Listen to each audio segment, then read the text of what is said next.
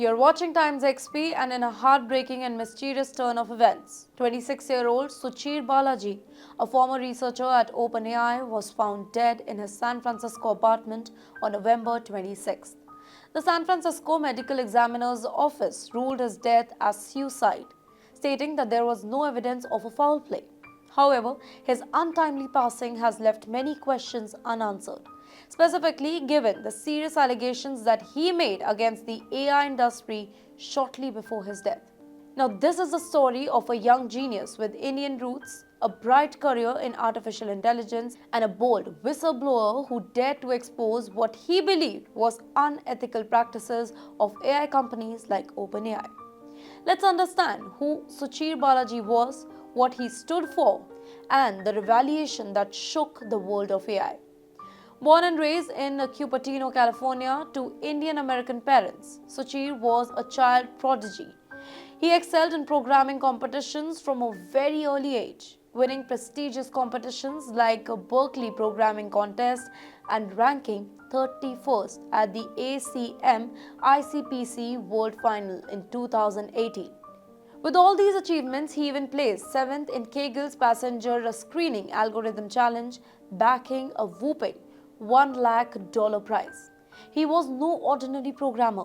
Suchir's brilliance earned him accolades like US Open 2016 National Champion in Computing and a place at USACO finalist. Even before graduating, he worked for companies like Scale AI and Quora. Back in 2020, Suchir joined OpenAI following a stream of Berkeley graduates who were captured by the promise of artificial intelligence. But behind his remarkable achievements was a deeply reflective mind, one that questions the very ethics of the technology that he was helping to build. From his teenage years, Suchir was very fascinated by AI. Back in 2023 interview with the New York Times, he revealed, "I thought AI could use to solve unsolvable problems, like curing disease and stopping aging. I imagine we could invest some kind of science that could help the humanity." But over the time, that dream began to shatter. Let me tell you what exactly happened at OpenAI. For nearly 4 years, Suchir worked at OpenAI. One of his main roles involved gathering and organizing the anonymous data sets that trained the models like ChatGPT. Initially, he didn't think much of whether OpenAI was legal right to use the vast amount of data it scrapped from the internet. But when ChatGPT was launched in late 2022, he started to reconsider.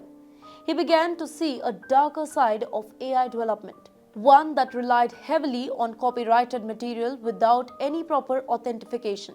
In his words, this practice was not just illegal, but it was also harmful to the internet ecosystem as a whole. By 2024, Suchir felt that he could no longer contribute to what he called a technology that was doing more harm than good. In August 2024, he left OpenAI with no immediate job lined up, saying that he wanted to focus on personal project. Then comes the revelation that shook the AI world. After leaving OpenAI, Suchir spoke openly about his concern. First of all, training on copyrighted material. AI models like ChatGPT depend on scraping data from the internet, much of which is copyrighted. Secondly, according to Suchir, this resilience of copyrighted material without authorization violates intellectual property. Also, he warned that this model was not sustainable. By relying on the labor of creators like writers, journalists, and artists without compensating them, AI was effectively undercutting their industries. Suchir argued that AI chatbot directly compete with the creators whose work they intimidate. For example, AI-generated content could replace articles, story, or online forums, potentially wiping out the very creator who fueled the internet.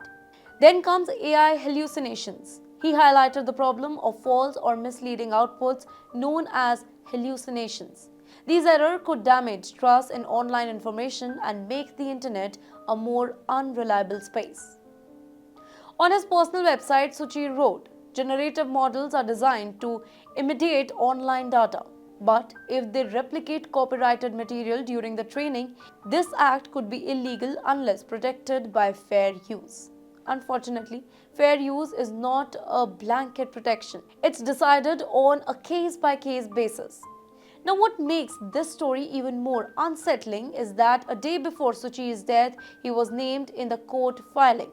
OpenAI was ordered to search files linked to him as part of a lawsuit regarding its data gathering practices. Now, this timing has led to speculations about whether the morning pressure and legal scrutiny contributed to his tragic decision.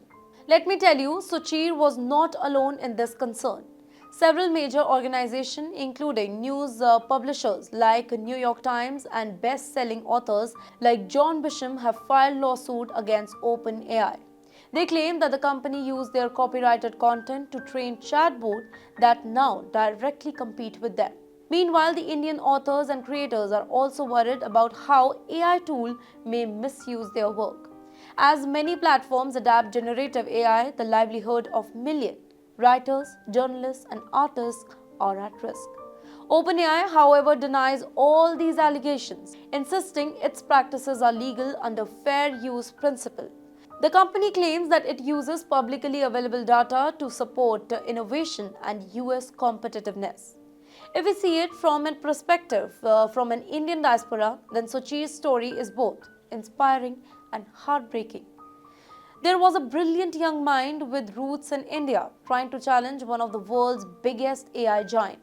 This tragic death has sparked debates about the mental health pressure that are faced by tech workers, specifically those who take a stance against powerful companies.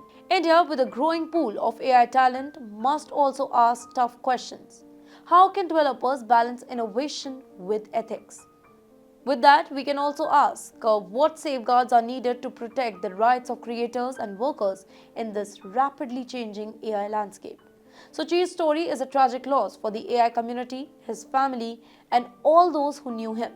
His courage to speak out against unethical practices should inspire us to create a future where technology serves humanity without exploiting it. As we continue to use and develop an AI tool, let's understand that Suchir's perspective.